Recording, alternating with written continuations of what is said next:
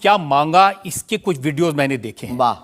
आप लोगों से कह रहे हैं कि आपके पास जितना चाहे दान दे दो, अपना मकान दे दो, फ्लैट दे दो, बंगला दे दो, घोड़ा दे दो, गाड़ी दे दो, सोना चांदी, बैंक, एफडी, मंगलसूत्र, अंगूठी, लुगाई लड़का छोड़ के सब मुझे दे दो। ये हमारा डिस्क्लेमर रहता है दरबार के पहले का। लोगों को जो भावनाएं रहती हैं कि गुरु परंपरा के लोग और साधु लोग दरबार इसलिए लगाते हैं, भगवान को इसलिए रखते हैं कि ये कमाई का जरिया बनाते हैं। और हमने अपने दरबार में बैनर लगा करके वो माइक पर ठोक करके बोलते हैं कि यहाँ किसी भी प्रकार का शुल्क, फीस, दक्षिणा नहीं लगता। पर अगर तुम शिष्य मानते हो अपने आप को और हम गुरु हैं, तो गुरु परंपरा के नाते अगर कुछ भी तुम दे दो, अगर आप भी इंडिया टीवी का ये हाउस हमारे नाम करें, हमें कोई दिक्कत, हमें कोई दिक्कत। और लेते भी हैं, लेना बुरा नहीं है, उपयोगिता बुरी है। लेकर के उसका सदुपयोग करते या दुरुपयोग करते। हम लेते हैं, कोई अगर देता है तो स्वीकार करते गुरु के नाते। हम उस परंपरा से हैं जहां अंगूठा तक दान गुरु को दे दिया जाता है, हम भी लेते हैं। कितना कितना कमा लेते हैं? हमारी तो कोई फिक्स कमाई नहीं है, क्योंकि हमारी कोई कंपनी या बिजनेस नहीं है। कोई चढ़ा जाता है, हमारे पास करोड़ों सनातनियों का प्यार, लाखों करोड़ों लोगों की दुआएं, हजारों संतों का आशीर्वाद, इतनी कोई हिसाब किताब तो रखता होगा ना कि कितना पैसा आया। जितने सनातनी उतनी कमाई, हिसाब आप लगाओ।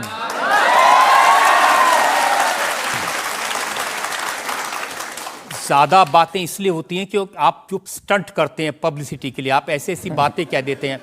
आप कहते हैं कि बिना वीजा के हनुमान जी रावण की लंका में घुस गए थे। ये जो मॉडर्न युवान भाई बहन है, इनको लंका प्रवेश के बारे में बताएंगे तो इनको ये लगता है कि ये घिसी पिटी बातें इनके दादा परदादा बताते रहे, ये बेचारे ऊब गए। इनको कुछ ऐसा चाहिए कि उस अध्यात्म से ये कनेक्ट हो पाए। और जैसे रावण ने मुझसे फोन पे बात की। हाँ बिल्कुल, हम वही बोलने ही वाले थे।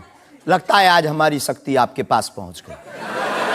तो हमें आपको समझाना है, रावण से फोन का बात का मतलब सबके अंदर रावण बैठा है। कोई ऐसा दुनिया में नहीं जो गलत कृत्य देख रहा, गलत कर रहा और सच जानते हुए चुप है, वो रावण की दृष्टि का आदमी। तो हनुमान जी लंका गए, इसको इन युवानों को कैसे जोड़े? इन्हें तो वीजा, पासपोर्ट, फॉरेनर ये शब्द पता है। तो इनसे कनेक्ट करने के लिए हमारा अध्यात्म इतना विशाल और इतना अथाह है कि उसमें कुछ भी आप डाल दो वो आप सोच रहे हैं कि आपको अध्यात्म पता है, इनको नहीं पता। इस देश की जनता को आपसे ज्यादा अध्यात्म पता है। ऐसा हमने नहीं कहा। हाँ। हमें अपने हिसाब का पता है, उन्हें अपने हिसाब का। वो अपने में श्रेष्ठ हैं, हम अपने में अब जो कोशिश कर रहे हैं विद्यार्थी। हमने ऐसा कभी नहीं कहा कि हम श्रेष्ठ हैं, और ये आरोप हमें नहीं लगता कि ठीक है। आपका ये कहना कि मेरे पास एक गधा है जिसमें वाईफाई है और वो प्लेन में भी वाईफाई चलता है, ये मजाक की बातें नहीं है। लोगों की दृष्टि से, भावनात्मक दृष्टि से देखा जाए तो ये बहुत गहरा विषय है। मजाक की दृष्टि से अगर कोई देखेगा तो देखो, जाकी रही भावना जैसी प्रभु मूलत देखी तिन तैसी। भगवान की कोई लीला को सिर्फ रास लीला को उठाते हैं, लेकिन हम तो महाभारत भी उठाते हैं। तो अपनी अपनी दृष्टि है। हम ये मजाक में नहीं कहते, हम उनको बताना चाहते हैं कि हमारे देवी देवताओं से जो हमारे इष्ट की परंपरा की जो निशानी है वो अगर नज़दीक रहे, गुरु की निशानी अगर नज़दीक रहे, माता पिता की बातों की निशानी नज़दीक रहे, तो बेटा कभी गलती नहीं करेगा, वो चार चांद लगाता रहेगा। शास्त्री जी, इसको कहते हैं आप अंधों के शहर में आईना बेचने की कोशिश कर रहे हैं।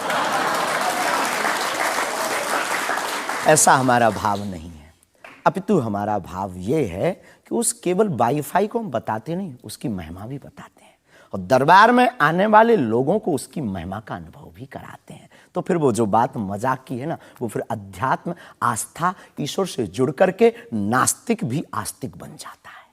देखिए, आपको भोले भाले लोगों को बताना चाहिए कि भाई ये मैं मजाक में कह रहा हूं, विनोद हम कहते हैं, और ये मैं असल में बहुत बार बोलते हैं विनोद हम कर रहे हैं, हम बहुत बार बोलते हैं। अब कोई हमारे विनोद को सीरियस ले ले तो वो उसका निजी अनुभव है।